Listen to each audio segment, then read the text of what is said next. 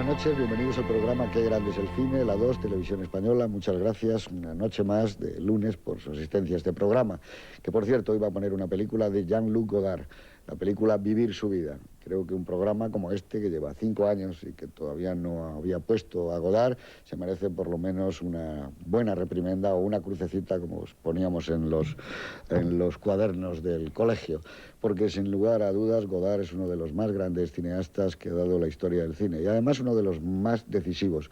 Creo que si en el 41 y antes Griffith, pero en el 41 Orson Welles con Ciudadano Kane cambia un poco la marcha de la cinematografía, sin ninguna duda. A bout de souffle, al final de la escapada, como se tituló en España, de Godard, marca una nueva manera de contar en imágenes. Bien, es verdad que a lo mejor tenía un caldo de cultivo en personas como Rossellini, como Max Ophuls, etcétera, o el propio Renoir, pero lo que es evidente es que aquella película supone una sorpresa. Pero una sorpresa son todas las películas de Godard, que ya hablaremos de él y de sus muchos méritos, pero yo creo que no hay nadie con su imaginación y con su sentido de la novedad. Yo creo que si el cine no hubiera estado inventado, lo hubiera inventado alguien como Godard, con su continuo trabajo sobre la imagen y sobre el sonido. En esta película se ve bastante claro. Pero sobre todo hay una cosa que le diferencia de los demás. Como saben ustedes, él era crítico y muy bueno. Sus textos de cine son realmente maravillosos. Era crítico y pasó a ser director. Yo creo que nunca ha dejado de ser crítico. Es el único crítico que dirigiendo películas sigue siendo crítico. Y es el único director que no ha dejado tampoco de ser crítico. Pero es que es una cosa muy curiosa. Cuando él era crítico, yo creo que también era ya director de cine y escribía como un director. Hoy vamos a ver Vivir su vida, me parece que es su cuarta película y sin ningún género de dudas una verdadera maravilla, aunque la sorpresa es mayúscula, puesto que desde el comienzo vamos a ver a unos personajes que no es que nos den la espalda a nosotros o a la cámara, sino que están dando la espalda al mundo. Hacer eso cuando lo hizo Godard me parece que era algo realmente asombroso.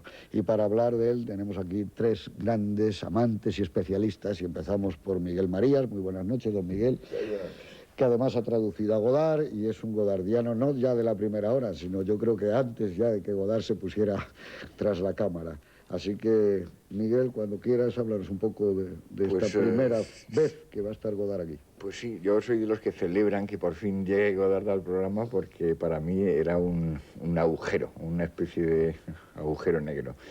Lo lamenté sobre todo el primer año, cuando estábamos haciendo un poco el repaso de la historia del cine, porque me parece una historia del cine sin Godard, pues es una historia del cine que se queda completamente coja.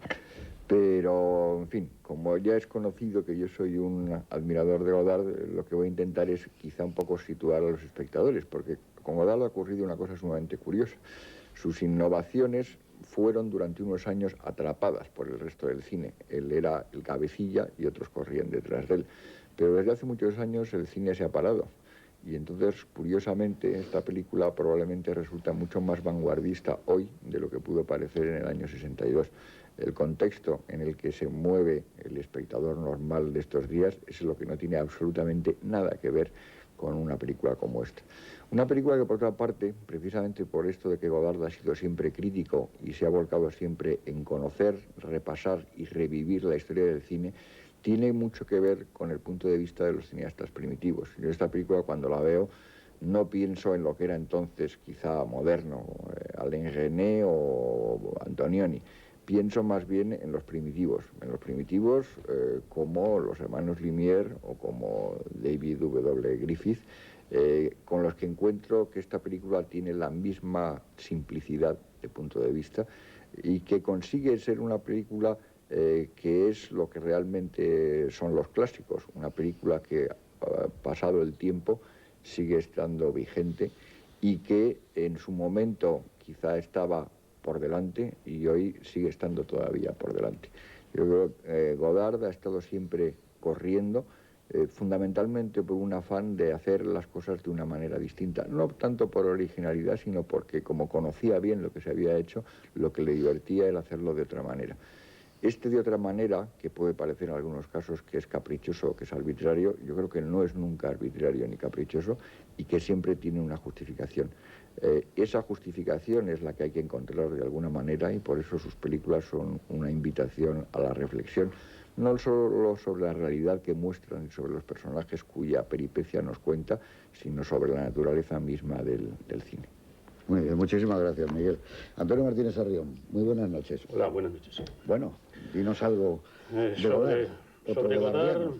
Sobre Godard, aparte de las pinceladas muy precisas que ha dado Miguel, yo voy a contar un poco mi propia experiencia, no como godardiano, que lo soy, sino como habiendo tratado con antigodardianos. Es decir, ya desde el principio, de los años que yo soy aficionado al cine, Godard no deja frío. O se es godardiano o se es antigodardiano de una manera furibunda. Hay mucho antigodardiano y uno puede explicarse perfectamente por qué los códigos narrativos que hace estallar, pese a su conexión con los primitivos, realmente son muy osados, entonces y ahora, y eso no se había hecho en cine, ni siquiera en la vanguardia surrealista, etcétera.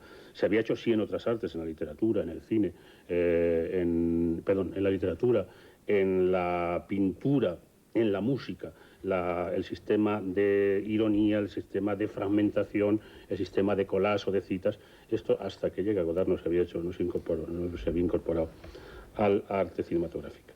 Para dejar luego mucha tela cortada sobre la legitimidad o la viabilidad de los procedimientos de Godard, yo quisiera hablar ahora de la película Vivir su vida. La película Vivir su vida, ya en la entrada, en el primer episodio, una película en 12 episodios, un poco siguiendo la dramaturgia de Bertolt Brecht, explícitamente lo dijo así Godard, cuentan el sucedido, la anécdota, la fábula de una gallina. Una niña que hace una redacción sobre la descripción de una gallina. Y la niña, de 8 años, había dicho, la gallina es un animal que se compone del exterior y del interior. Si quitas el exterior, queda el interior. Y si quitas ya el interior, queda el alma. Ahí se resume realmente, desde un punto de vista mío, que me imagino que tampoco es original, se habrá dicho alguna vez, toda la estructura o la temperatura o el símbolo o la simbolización de este film excepcional. El exterior, en este caso, sería lo más obvio, que es una historia con tintes documentales sobre la prostitución en París en aquel tiempo, en los años primeros 60.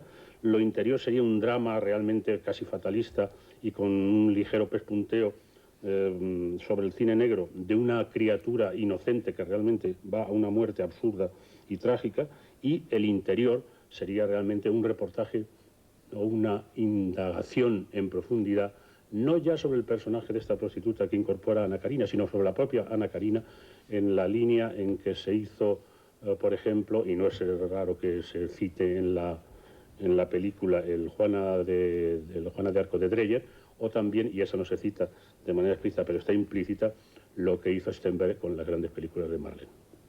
Muchas gracias. No, es verdad, todo lo que has dicho tú es verdad. Esperemos que además a la audiencia que no haya visto todavía esta película o alguna otra de Godard puedan pensar lo mismo que Martínez Sarrión o Miguel Marías. Don Fernando Rodríguez Lafuente, muy buenas noches. Buenas noches. Bueno, pues dinos tú algo antes de que veamos la película de Bueno, ya Godard. con lo que se ha dicho, pero sí en el caso de la personalidad de Godard como cineasta, es de una insolencia estética verdaderamente notable. Está en la línea de un poeta que conocerá Antonio, que es un poeta francés, Yves Bonnefoy, que llega a decir más o menos, ama la perfección porque la imperfección es la cima. Es decir, es esa ruptura constante que tiene Godard en todas las películas y sobre todo en la introducción de elementos, como vamos a ver esta noche, que podrían parecer un poco discontinuos en lo que es la narración. Yo creo que esta es una de la gran época de Godard, por lo menos la que después de revisar muchas de sus películas sigue emocionando. Es la época del gran cine francés, de toda la Nouvelle Vague. Es también el entronque de la vanguardia francesa con lo que había ocurrido antes de la Segunda Guerra Mundial, que se había quedado un poco casi desaparecida. Y es también una de las razones de Godard, como habéis señalado, es que Godard divide.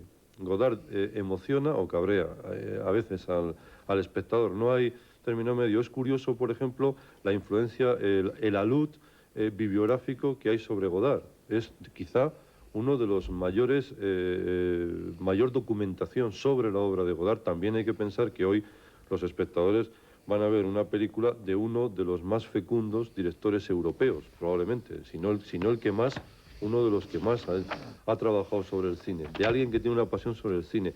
Sabéis que esta película es de la época en la que Godard es lo que se denominó